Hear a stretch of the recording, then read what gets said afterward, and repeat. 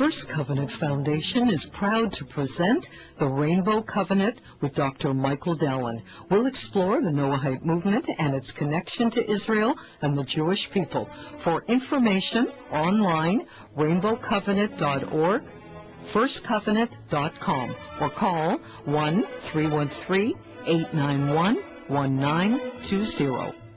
Okay, usually our First Covenant segment is on Wednesdays, but because of the holiday of Shavuot, it's on today, and we're very pleased that we have Reverend Jack Saunders, who was our guest, part of the guest lineup that was on last Thursday, so we're really happy to have him back with us this morning.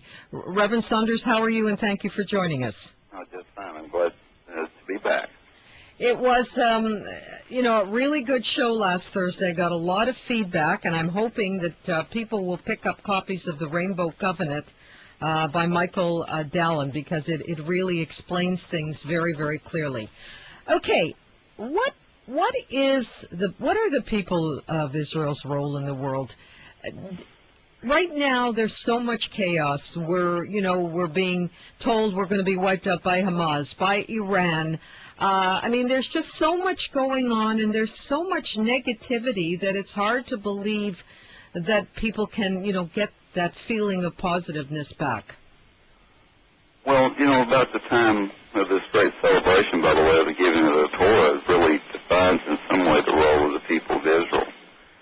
The people were selected out basically from all the other nations and given this great book of law, we refer to constantly as the Torah.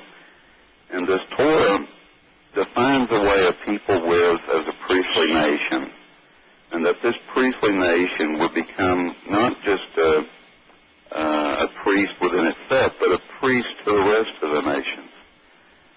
We were talking, I think, last week on the show when the Muslim caller had called in about the Temple Mount. And I had made a statement, not only did God give the land of Israel to the people, but also there were several places in which money was actually paid for property. And so I would like to go back and maybe bring that back up, because some people miss the idea of the universality that you find within the context of the Torah. When David purchased from On the Jebusite, and you can read about this, by the way, in 1 Chronicles 21, and he purchased this with several shekels of silver, and after purchasing this, he built an altar to Hashem there and offered up sacrifices, which eventually became the Temple Mount as we know today. But when King Solomon, his son, dedicated this temple, in 1 Kings chapter 8, in that dedicatorial prayer, he begins to pray.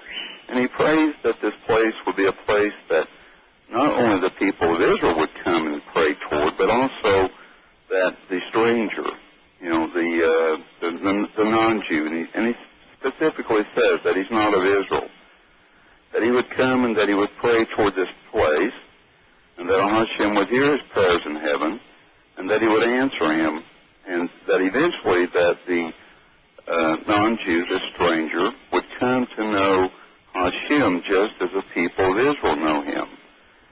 So the idea that sometimes I think that people think that this Torah is not something that's universally accepted, and also, by the way, which will be coming up relatively soon, is the festival of Sukkot, and the time that Solomon dedicated the first temple, there was a 7-day celebration, which was followed up by another 7-day celebration for the festival of Sukkot.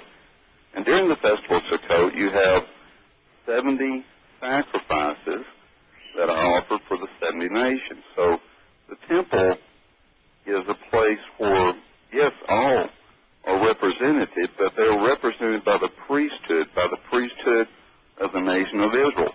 And this is really the goal, I think, of Israel, is to eventually come back to this idea that they have this role in the history of humanity, and the role is to guide everybody back to say that Hashem is Elohim. Reverend Saunders, all of that is wonderful to hear, and it is there are things that we can study, we can find out about, but the world doesn't care.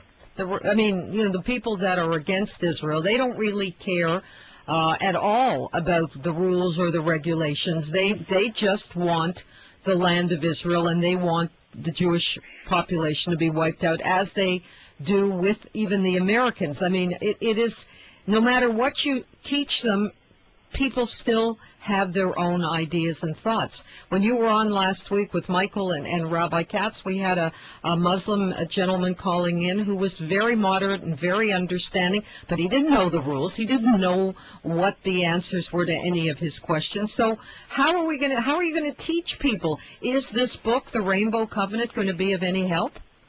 Well, that's the point of writing the book. The book was meant not just to non-Jews, but this book was also written for a Jewish audience also as well, because I think some of the most important things have been left out of the teaching within Judaism, and that is this universal aspect and the role, by the way, of the people of Israel within humanity. And, the effort of writing this book and making this book available was to get this information out to people that seemingly it's not been lost, but it's been secluded.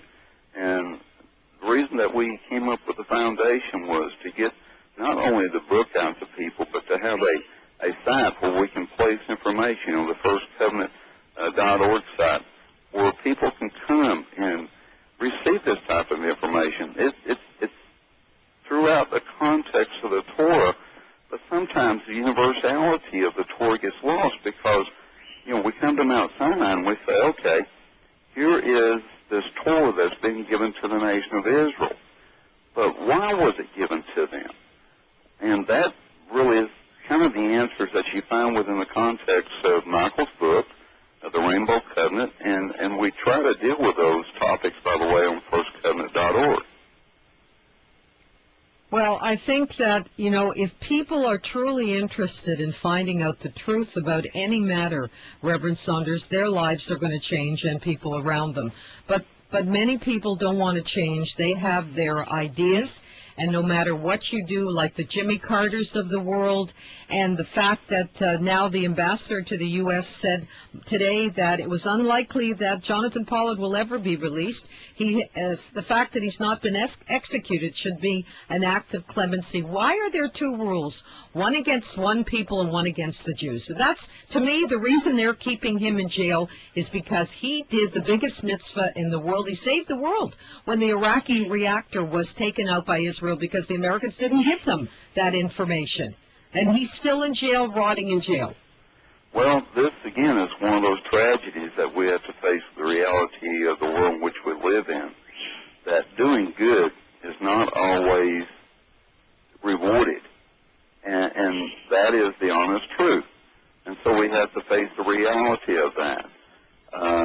Hopefully, that people that contribute so much good to this world will eventually receive the reward. We were talking last week about God's providence, how we don't always know exactly how it works out. But as I stated last week, when we looked to the book of Malachi, and there was this conversation going on between God and his people, the people of Israel, particularly some of the priests at that time. And they were saying, what good do we get out of keeping God's commandments? In other words, what's in it for us? What is the good? And they look at the wicked and they say they're prospering. And look at the righteous and how they're suffering. And eventually God has to remind these people that, look, you don't know the end of things, and that the wicked will receive their reward in the end, and the just will receive theirs. And so this is all within God's providence. And again, the tragedies that we see within our lifetime, these things have to play out into the ultimate end. And this is where I think, again, is this idea that, do we trust Hashem? The prophets call upon us time and time again to know him, to trust him, and to understand that it is he that rules in the heavens and the earth. This is what we have to understand. And if we can't get past that, then we look at these tragedies that occur within our own lifetimes, and we think, oh, okay, God's not really concerned about us. Yes, he is. and good will always be rewarded. Yeah, but not necessarily in this lifetime. Absolutely. And that's the scariest part of all, Jack, because people want it now. They don't want to wait till God knows when. They want it today. Well, we live in a society where we have drive-in restaurants where we get irritated if we can't drive up and be gone with our food within 30 seconds. God is a God that is not locked into time. God is eternal. He is the one that was, that is, and always will be. We are time-oriented. But God wants us to know that there is a reward for those in the future, and there is also punishment for those in the future. And we must be content to trust Him that exactly what He says is going to be carried out. And if we can't trust Him, then we're facing these events that come and tragedies that come in our life without any hope whatsoever. And finally, Reverend Saunders, the role of Israel, or the role of the Jewish people, is to be a light to other nations, because, you know, the good that we can do has to be recognized when it's done. And if it isn't done or it isn't recognized, then it's going to no use at all.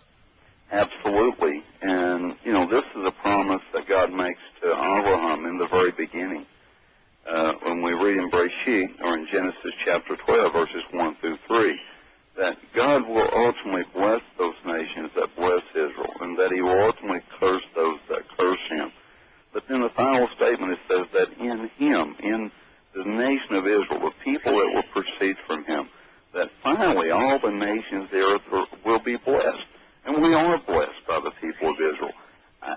I don't think that the world could continue to exist without these people that have stood the fire, that have stood the persecution, and are resilient to the point that they still trust Hashem no matter what. And this always goes back to that Sinai experience that has been passed on from generation to generation, and that it has not ceased to inspire and to instill this idea that Hashem is in control of the world, and that the ultimate good is going to be rewarded, and that evil will always be punished. And I think that's what we have to understand. Reverend Jack Saunders, I thank you very much for sharing your expertise with us this morning. The name of the book is The Rainbow Covenant, Torah and the Seven Universal Laws for Jews and non-Jews. Yes. I'm sure we'll talk to you again in the not-too-distant future, but we'll be talking to Michael again in a couple of weeks as well. So thank you so much for joining us. Thank you, Zelda. Take care. Bye. The Rainbow Covenant with Dr. Michael Dallin has been made possible by First Covenant Foundation. Online, rainbowcovenant.org, firstcovenant.com, or call 1-313-891-1920.